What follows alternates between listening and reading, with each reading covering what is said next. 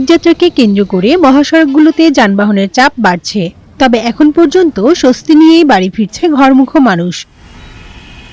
ঢাকা চট্টগ্রাম মহাসড়কের কুমিল্লার দাউদকান্দি থেকে ফেনীর মোহাম্মদ আলী পর্যন্ত যানবাহনের চাপ বেড়েছে, তবে যানজট নেই। এই পথে যাত্রীবাহী বাসের পাশাপাশি বেড়েছে ব্যক্তিগত গাড়ি, রয়েছে পণ্যবাহী ও পশুবাহী ট্রাকও। যান চলাচল স্বাভাবিক রাখতে হাইওয়ে পুলিশের পাশাপাশি কাজ করছে সেনাবাহিনীর সদস্যরাও। সিরাজগঞ্জের যমুনা সেতু পশ্চিম মহাসড়কে বাড়ছে যানবাহনের চাপ, তবে যানজট না থাকায় ভোগান্তি ছাড়াই বাড়ি ফিরছেন মানুষ। ভালোভাবে আসছে, কোনো যানজটও পাইনি। এটা কোনো জ্যাম না, একদম ক্লিয়ার।